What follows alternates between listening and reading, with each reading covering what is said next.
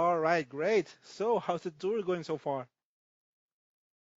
Well, so far so good, knock on wood. Great. So, this interview is to talk about the tour, but also the album by Nilotic Rights, which you are presenting right now.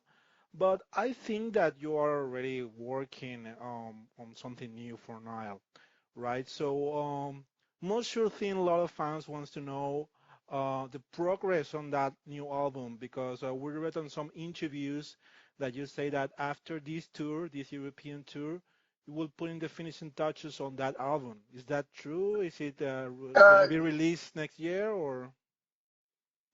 we're going to start recording it, so it's going to be a while before it's finished. Right. Yeah, we haven't even started on drums yet, so we have all the songs written and all our pre-production, all our demos made, but the actual recordings will start in Greece after the tour. Oh, cool. Right. So with the previous album, I remember George Collier saying that that album, by Neurotic Rights, was special because everyone was contributing to it, like everyone was collaborating. Is the same thing on this album? Is a lot of effort from all the guys, or especially you? I don't know. Well, I think the core of this one is still George, Carl, and Brian. Hmm. But we also have some contributions from our new guy, Scott Ames. Right. So this will be, yes, some collaboration, but different guys. So Cool. And as we said before, you are here in Europe to promote actually the previous album, which was released 2019, 3 years ago, right? Is it kind of strange or funny for you to be presenting these songs right now as you are already thinking on the next one? well, it would be even stranger for fans though if we played songs they never heard. So uh, you know, I'm happy just to be playing metal. You know, after everything that we have all been through in our metal scene, I am thankful and grateful that we have metal. Cool. Yeah. And I know that your priority is Nile, of course, but also this year we have your third solo album, Sorry and Apocalypse, and we have to wait like 13 years for this. And I thought that maybe the lockdown was a special time to think about what I can do now. And this came up, right? Sorry and Apocalypse. So I'm pretty sure that so far Nile is your priority, but do you see a future where maybe this solo project could be your priority, or Nile will be always your priority?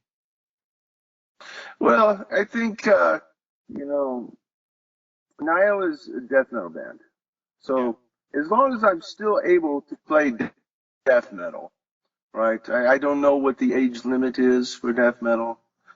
Um, we will find out though. Um, Right. and we will cross that bridge. As I say, we will cross that bridge when we come to it. Cool.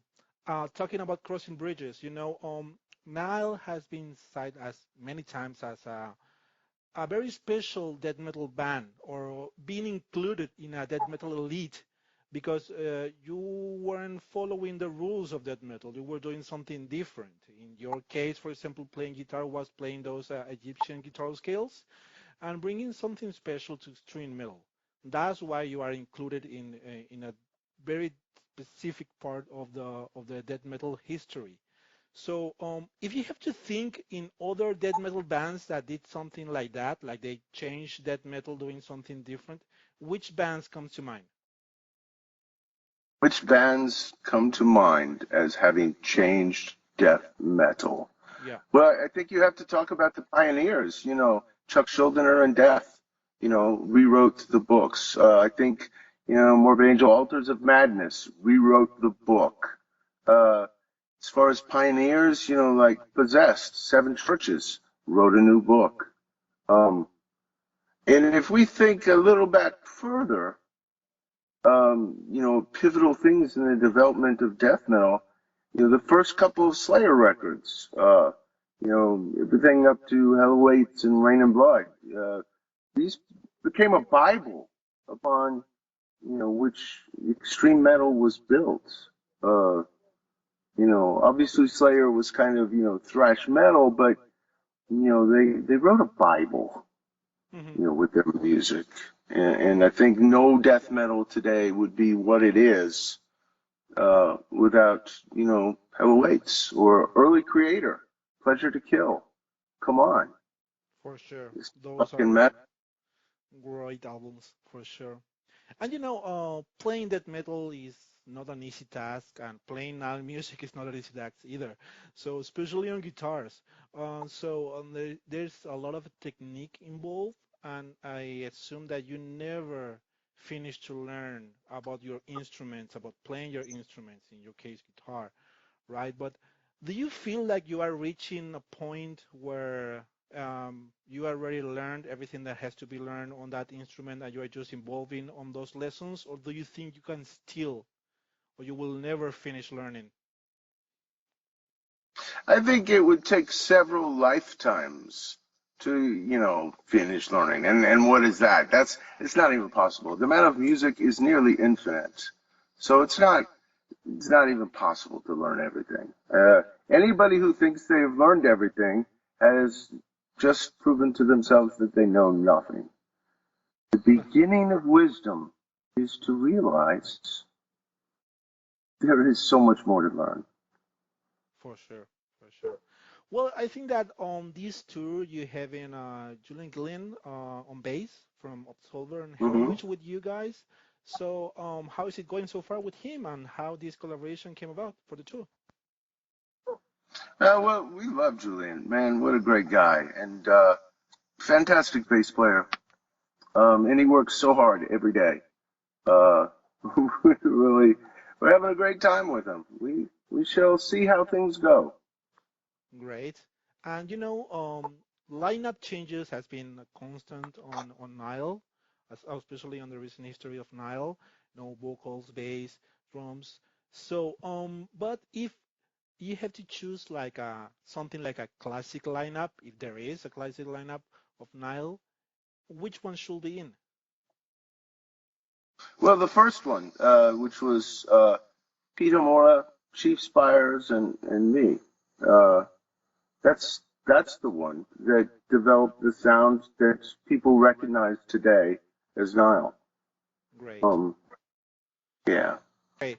So I was saying that I just realized today that you this year in 2022 you're celebrating the 20th anniversary of In the Darkness Shines, which is your longest album, the longest in length Nile album, and it has also this title song, 18 minutes length.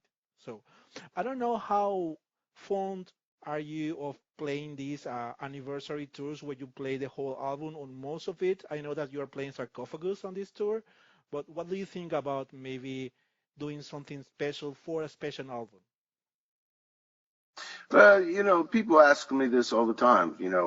Uh, play, all of Darker Shrines, or play all of Annihilation of the Wicked, or you should play Catacombs, the whole record. It's only 30 minutes, and well, it seems like a good idea, but you know, I don't know, because if we did that and then we didn't play Black Seeds of Vengeance or Lash to the Slave Stick or whatever, then there would be people who would be very angry.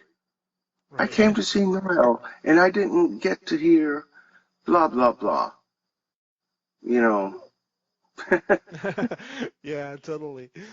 Right. So it's great that you are touring Europe because in the last months we have seen so many news about American bands canceling their European tours because well they cite the high cost or the inflation and that it's impossible to tour Europe right now. So you are doing it actually, and so I was wondering how is your experience so far? Do you see any changes from previous tours? Well, the price of diesel fuel is insane. That's what I can say about this. Yeah, yeah, and no band is going anywhere without diesel fuel. Totally. So you know, that's the bottom line. Right. Do you see smaller crowds related to the other past tours or bigger crowds? Do you see something is affecting this? Uh, I don't know. As long as I see people, I try not to get too worried about it. If I looked out and saw no people, then I might start to go, hey, well, maybe this isn't such good business. But people have been coming to the shows. We're doing all right. I'm not worried. Cool. So, just one more thing about the new album, which you're gonna start recording. Because if you're gonna start recording, I assume that you already demoed the songs and you have Yep. what it's gonna be about.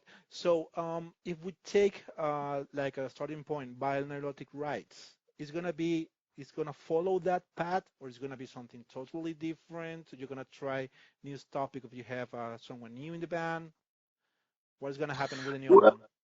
I think, vinyl nilotic rights was a really strong statement with that lineup, that group of people. We got a new lineup now. Hmm. Um, So, it's probably different in a lot of aspects, but I'm sure it's still Nile. All the Nile albums have a little subtle bits of difference to them. Um, so I wouldn't expect an album just like Vinyl Rights. It's it's got its own flavor this time. Cool. Right. So we'll call just to finish the interview one last thing. We have a section in our magazine where we ask touring musicians their weirdest experiences while on tour, right? So I need you to think about those first Nile tours and try to remember which was the weirdest place and the weirdest thing that they put you to eat while you were on tour. Which was the weirdest place you had slept? Uh, well, that's going back a lot of years, but since I'm in Marseille today, I'm thinking about the time we were here in '03 that they fed us rice with ketchup. And that was Rice our with meal. ketchup. Rice, Right? yeah. They didn't spend a lot of money on dinner that night. Right. I heard about bands that while were touring, they slept on a morgue, for example, which was quite weird, right? Or someone else Mm. creepy house. Do you don't remember any of those stories about your first tours? Well, most of the first tours we were sleeping in the van, or sleeping on someone's floor. Right. You do whatever you have to, or sometimes you're sleeping on the gear. Cool. Um, Right. Well, or Carl, sometimes yeah. you don't even have a place to sleep, so you just have to sleep sitting up in the van. You know. Yeah, totally. Well, one last thing, Carl. Just to finish this, if you have to think in all this, because it's been 3 decades or more, I think of doing Nile and having a huge status in the extreme metal scene. But if you have to think, do you think that Nile had the recognition they deserve for this time playing so many albums, change the genre as we spoke before? But do you think that recognition already got into Nile, or it was maybe, I don't know, not that recognized? Well, we asked ourselves this question many times as well. Hmm. Um, I don't think we're finished yet. I don't think we're finished conquering whatever there is to be conquered. I think there's still work yet to be done.